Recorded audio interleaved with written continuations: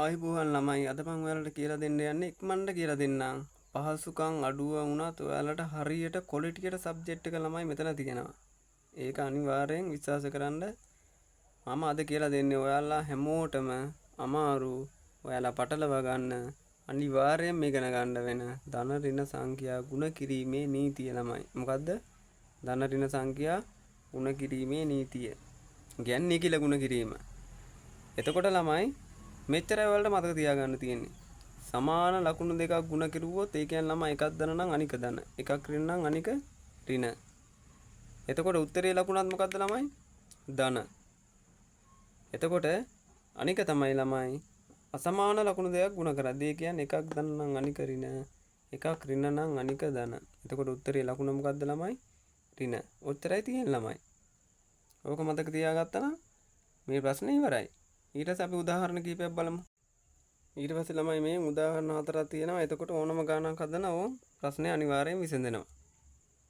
එතන මෙතෙන් දැන් ප්‍රධාන පරමාර්ථය ළමයි ලකුණනේ. ඔයාලා වරද්දගන්නේ. එතකොට ළමයි මෙතන මම ඉස්සලා කියලා දුන්න තියරියේදී කීවා ලකුණු දෙක සමාන නම් මොකද වෙන්නේ උත්තරේ ලකුණ? ධන. ඉලක්කම ගත්ත හැකි ළමයි ඒ කියන්නේ අගය 3/2 කීයද? 6යි. ඒක හැමෝම දන්නවනේ. එතකොට මේක උත්තරේ ධන 6යි ළමයි. ඊළඟ ගාන ගත්තොත් ඒ ලකුණු දෙක සමාන නම් මොකද්ද ලකුණු උත්තරේ ළමයි? ලකුණ උත්තරේ ලකුණ ධන. 3/2 අගේ එනවා කීයද? 6යි. ඊළඟ එකේ ළමයි ලකුණු දෙක අසමානයිනේ එකක් ධන එකක් ඍණ. එතකොට උත්තරේ ලකුණ ඍණ 3/2 කීයද? 6යි. හරිනේ. අවසාන එකේ ළමයි ඒකෙත් ලකුණ එකක් ඍණ අනික ධන. ලකුණු අසමාන නම් උත්තරේ ලකුණ ඍණ 3/2 කීයද? 6යි. ඉතින් ලේසියෙන් ළමයි ඕන ගණනක් හදන්න පුළුවන්. හරිද?